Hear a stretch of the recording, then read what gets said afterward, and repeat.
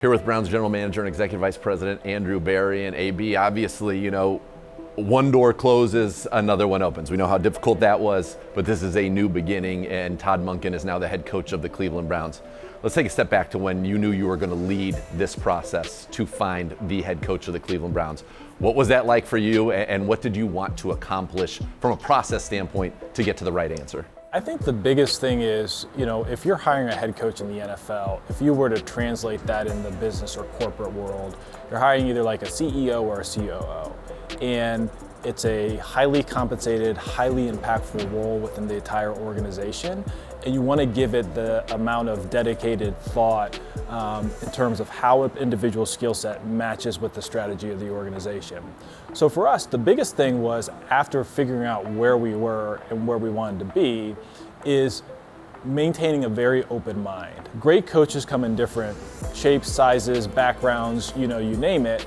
And ultimately, you're trying to find an individual whose strengths align with what your organization needs in the moment. So we wanted to design a process that allowed us to cast a wide net and ultimately narrow it to the candidates that we felt fit what we were trying to accomplish over the next few years. And if you think let's talk guys on the offensive side.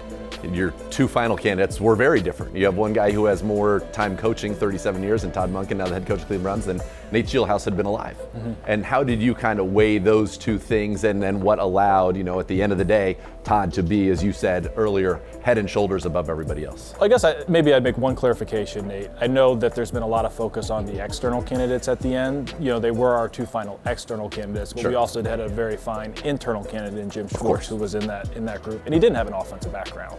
So I think that's actually a really good example of the diversity in backgrounds, but they all could fit the mold. Nate, pro and college background, had been 2 years in the NFL, really young, had learned under Sean McVay, had been a play caller, youth pastor. Todd, super diverse, adaptable offenses, pro and college, worked under John Harbaugh, Kirby Smart, really good with young player development.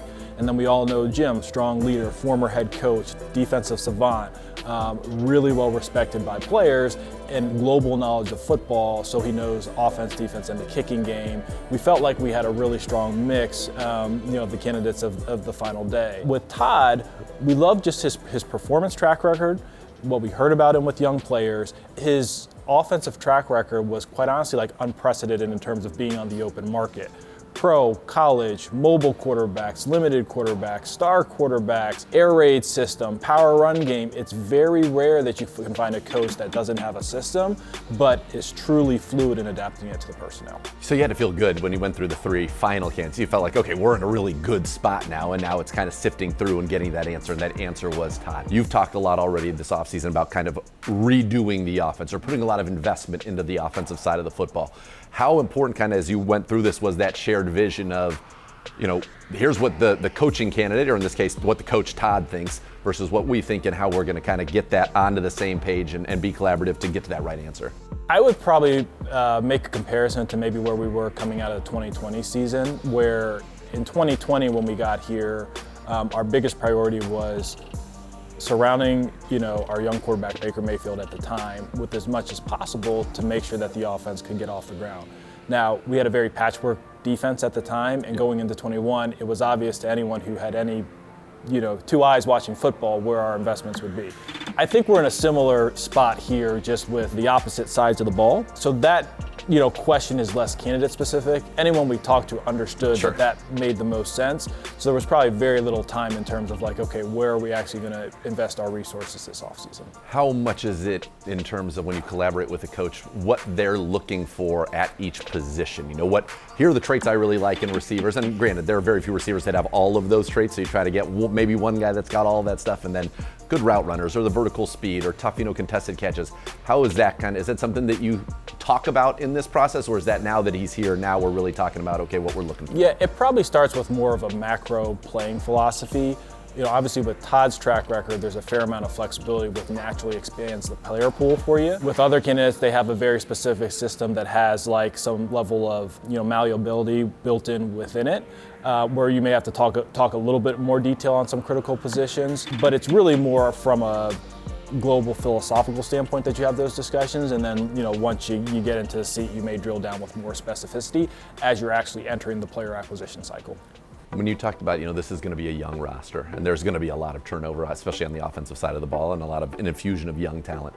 When you have somebody who's been, coach for 37 years, and you heard him talk about since he was 5, he's been a part of a team, and all he's wanted to do is be a head coach. How helpful is that to have somebody with that breadth of experience, not just in the NFL, but at college, where he turned a program around at Southern Miss, but then most recently at Georgia, which a lot of those guys on those teams are playing on Sundays now. It's an incredible advantage. It's hard to find candidates with that level of diversity in their professional experience, and that level of diversity having done something at a high level in different ways. And that's where we think Todd really is exceptional from that perspective, because not many coaches have the proven track record of being able to do that, but Todd does. So what does everything look like for you and Todd now, kind of in lockstep as we get ready to go? We're in February, we're going to be going to Indianapolis, we got the Combine coming up, you got 2 first-round picks, which must feel like, wow, that's got to feel great for you as well. Kind of as we get to the point now, as we move to the Combine, free agency, and really starting to flesh out what we think things are going to look like on that side of the ball. Yeah, so honestly, really the first step, and Todd mentioned it in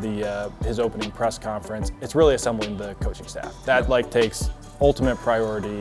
Once we do that, then it's having our new coaches assess their rooms, us walking through kind of free agency plans, because obviously that's the first step up, and then working collaboratively on the draft. But the highest priority and the next thing is really making sure that we have the best coaching staff that we can hire. How hard is it when you know that you found somebody that you want to lead this organization with you, and then we can't get on the grass for a while, right? Because that's when you really get to see what this football team's going to look like, feel what this culture is going to look like. But prior to that, what do you get a sense of kind of, what Todd wants it to be in terms of a culture standpoint, and how you want the Cleveland Browns 2026 and beyond to look, to feel, and for our fans to be able to maybe feel some of that before we actually get to see them?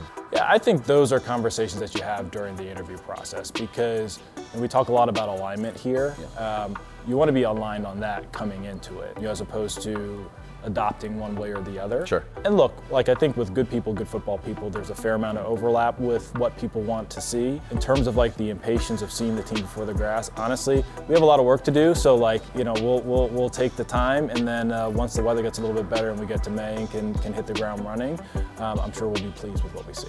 All right, so now you've got Todd. You guys are ready to get going. What's kind of the message to the fans? You've talked about kind of where this team is, but listen, everybody wants winning football. What's kind of your message to the fans about what they can expect over the next few months? We talked about that critical 120 days, right, Jimmy talked about, to getting this team ready to be on the grass and get playing this fall. Yeah, I think it's really 2 things. I think in the immediate term, we're going to hire the best coaching staff that we possibly can. Todd mentioned earlier today, it's not just about one person, but it's about the players and the staff that you put around your central decision makers. We're looking forward to investing in this offensive roster, and the amount of flexibility that we're provided both from a resource standpoint and due to Todd's background, we're excited about the different possibilities and the different avenues we can go. And a lot of what we think through and what we talk through will be reflective of that. Well, thank you for the time, and good luck. I know this is an exciting, very busy time for you, and let's go. All right. Thanks, Nate.